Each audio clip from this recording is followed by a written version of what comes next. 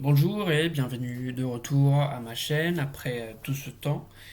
J'ai été occupé avec d'autres choses et aujourd'hui je voudrais revenir avec une expérience un peu différente. C'est-à-dire que j'ai l'habitude sur mon blog, dans mon site web, de publier des billets de blog en anglais majoritairement. Et hier je me suis donné à la tâche de collaborer avec Claude ou alors d'avoir une sorte d'hybridation d'expérience hybride d'écriture pour une newsletter que j'ai ensuite publié et que j'ai également lu dans ma chaîne en anglais. Et je l'ai partagé, et puis vous pouvez la trouver également sur mon site, que je vous invite à voir et à lire également. Donc ce que je veux faire aujourd'hui, c'est que j'ai reproduit la même expérience en faisant Claude traduire la newsletter en anglais qu'il avait lui-même créée. Et puis je vous la présente. Donc ici, l'idée, c'est de savoir que c'est un travail qui est enrichi à partir de textes que j'ai fournis à Claude, de ma propre écriture, de ma propre façon de parler, de mes propres pensées. Et c'est à travers Claude que cette synthèse artificielle a été faite. Et ici, l'idée, c'est de prouver plusieurs choses, en fait. C'est de voir quel est l'intérêt d'avoir une production synthétique supervisée par l'humain. Donc, c'est en gros ce que j'ai fait. C'est pas seulement que je lui ai fait, que je lui ai donné dans un prompt pour qu'il me recrache quelque chose derrière, c'est plutôt une orchestration d'une pensée qui finalement se cristallise dans, dans une production synthétique. Donc, je vais vous lire, je vais faire en même temps un exercice de lecture dans lequel je vais voir et je vais donc commenter comment en tant qu'auteur de newsletters, je me sens par rapport à cette production. Ce que j'ai fait d'ailleurs en anglais. Donc maintenant, ce qui est intéressant ici d'ailleurs, c'est que ça passe aussi par un processus de traduction, donc une traduction qui n'a pas été médiée, aussi un petit peu quand même, par mes soins, mais où c'est Claude qui a fait la plus grosse partie de la traduction. Donc j'ai peut-être vidéo deux, trois trucs à droite et à gauche, mais voilà. Donc, je vais vous lire cette newsletter et on va voir au fur et à mesure de quoi il s'agit. Donc, le titre c'est L'hybridation. Je vous m'excusez si je regarde pas en face tout le temps, je lis sur mon deuxième écran. Donc, l'hybridation supervisée dans l'écriture. J'écris cette phrase, puis je ne l'écris plus. Cette contradiction est tout l'enjeu de ce qui suit. Alors autant être honnête dès la première ligne, plutôt que d'enterrer l'aveu quelque part en bas. Comme je le fais parfois, que je ne sais pas comment une confession va être reçue. Ce texte a été rédigé par Claude, sous ma direction, nourri par mes propres écrits, mes propres cadres théoriques et les conversations que nous avons eues autour de ce projet. J'ai supervisé chaque choix qui comptait. Je n'ai pas tapé chaque mot.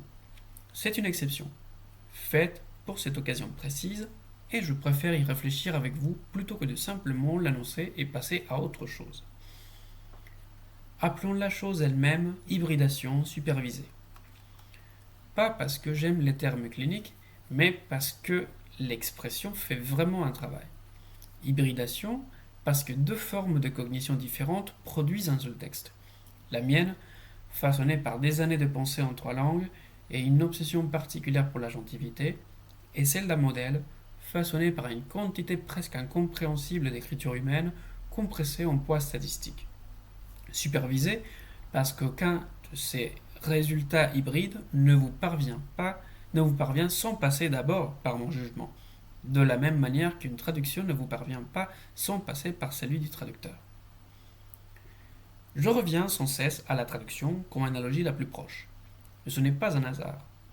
Quiconque a traduit un texte sérieusement connaît l'inconfort de cette position.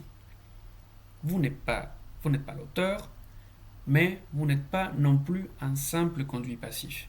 vous prenez des milliers de petites décisions que l'auteur original n'a jamais eu à prendre. Et les textes finaux portent vos empreintes, même si les idées ne vous appartiennent pas. Les traducteurs vivent avec cette ambiguïté depuis des siècles et ont, dans l'ensemble, fait la paix avec elle. Les écrivains qui travaillent avec des modèles de langage commencent tout juste à devoir le faire. Et d'ailleurs, c'est vrai que c'est un véritable phénomène actuellement sur lequel il faut qu'on se positionne, sur lequel il faut qu'on se questionne. Comment on voit la chose? Bref. Donc, où cela s'inscrit dans ce projet? Si vous me lisez régulièrement, vous savez que le projet repose sur deux cadres. L'un est pédagogique, donc la métacognition à travers l'apprentissage des langues, toute l'architecture que j'ai construite autour du langage intentionnel et de la persona hispanophone que j'ai décrite dans une précédente newsletter.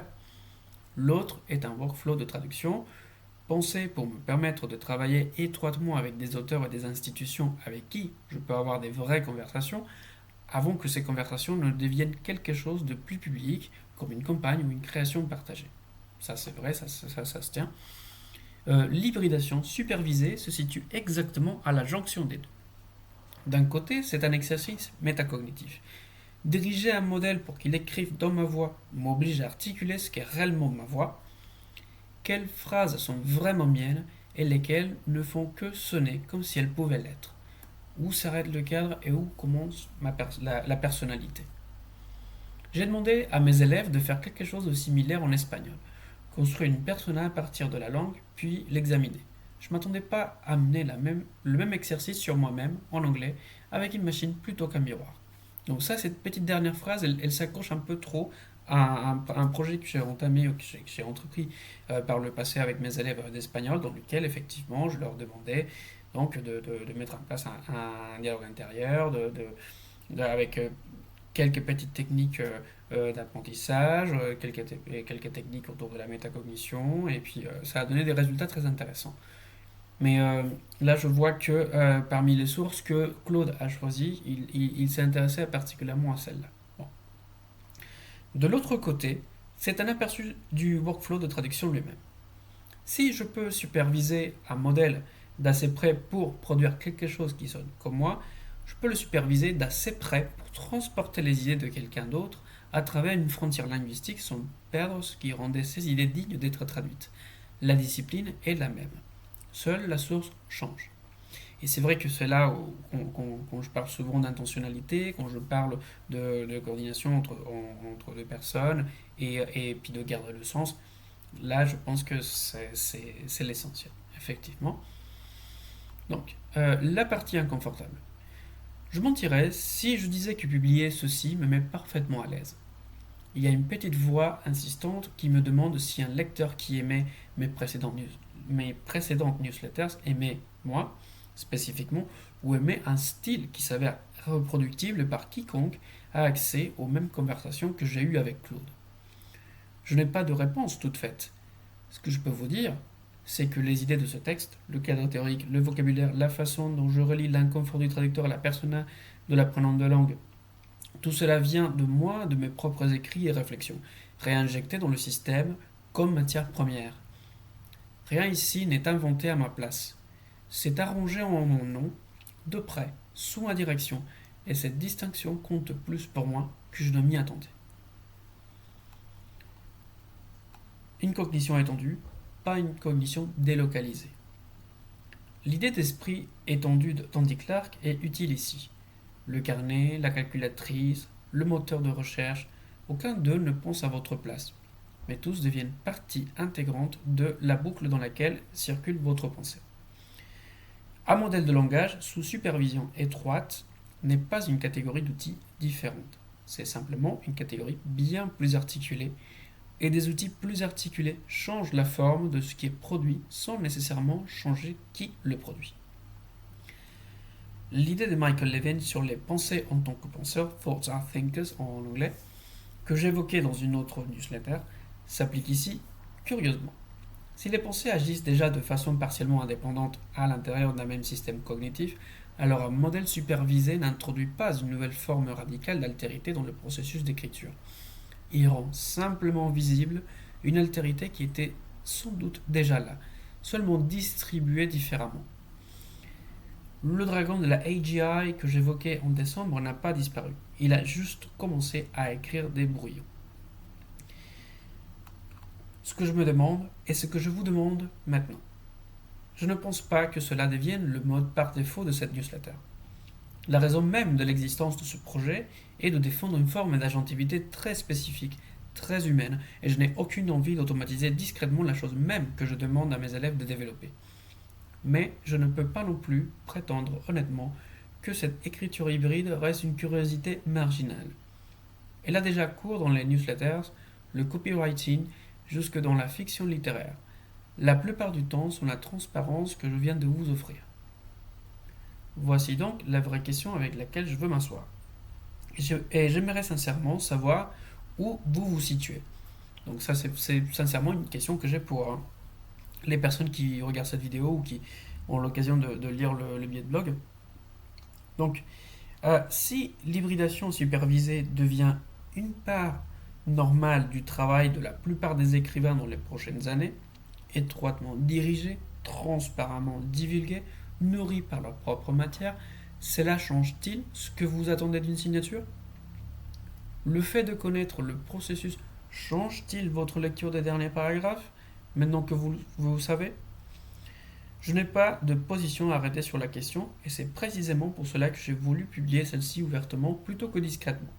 Répondez-moi et dites-moi comment cela résonne en vous. Je lis tout, à bientôt, à bientôt. Voilà, cela c'est la fin de la newsletter. Quant au dernier paragraphe, donc ma position actuellement, c'est que je pense honnêtement qu'on pourrait faire des choses très intéressantes avec l'hybridation, d'un point de vue créatif, mais surtout d'un point de vue pratique. Il y a certaines choses qu'on n'a pas envie de rédiger et dont la rédaction ne nous apporte pas grand-chose. Donc je pense que là-dessus, on pourrait se permettre une sorte d'hybridation ou même une délégation entière à la machine. Mais pour ce qui est des idées, je pense particulièrement, quand on a une pensée qu'on a envie de développer, je pense que l'écriture fonctionne comme une composition. C'est un peu comme de la musique ou alors comme de la peinture. C'est un peu ce qu'on fait avec les mots, avec la langue. Et je considère que rien que pour ça, on devrait tous écrire, on devrait tous même écrire en papier, sur papier pour profiter de ce processus de composition. Parce que c'est en employant les mots directement dans des phrases et dans des récits entiers qu'on va enfin cristalliser sa pensée et puis la présenter aux autres. Et puis c'est satisfaisant comme processus et enrichissant. Donc je ne vois pas pourquoi je devrais déléguer tout ce travail ou alors toute cette création à la machine. Après, de temps en temps, avoir certaines expériences comme celle-ci pour voir le produit de l'hybridation, ça peut être intéressant. Mais sachez que pour ce qui est de ma newsletter et mon blog, et puis même mes écrits, pour mes produits et mes services dans l'avenir, c'est mon travail qui sera vu sur le papier ou alors sur l'écran. Ça dépend du support. Mais voilà, après, je pense qu'il faut tenir compte que c'est une nouvelle réalité, que les auteurs, les institutions et même des agents IA autonomes à un moment donné, ils vont tous passer à peu près par ce processus d'hybridation. Donc, ça ouvre un débat et ça pose énormément de questions par rapport à ce que c'est que déjà d'écrire et surtout de lire. Parce que quand on lit, on suppose au moins qu'on lit un auteur. Et maintenant, il se trouve que pour plusieurs textes, on va être de plus en plus emmené à lire des textes hybrides comme celui-ci. Pour ce qui est de mon blog d'ailleurs, ça restera mon écriture. Celle-ci est la version originale en anglais de ce billet en particulier. C'est des exceptions, c'est des expériences. C'est d'ailleurs partie de mon travail. C'est comprendre le rôle de l'intelligence artificielle, comprendre les limites et l'utiliser consciemment et de manière responsable. Et surtout parce que Voilà, si on parle d'agentivité, bah justement, on va donc voir où se trouve l'agentivité et ce que cela signifie vraiment. Donc voilà, je veux mettre dans la description de la vidéo le lien au blog si vous souhaitez le lire. Sachez que bon, pour l'instant, j'ai pas fini de configurer mon site web. Il apparaîtra, cette version en français, elle apparaîtra avec le reste en anglais. Mais après, une fois que j'aurai tout organisé, je vais la mettre dans, dans, dans toute la partie française de mon site web. Et voilà, bon, c'est un travail qui est en train de se mettre en place encore. Mais voilà, je laisse ça là. Et j'espère que ça vous aura apporté quelque chose, quelques réflexions autour de cette hybridation. Et bon, bah, je vous dis donc à la prochaine.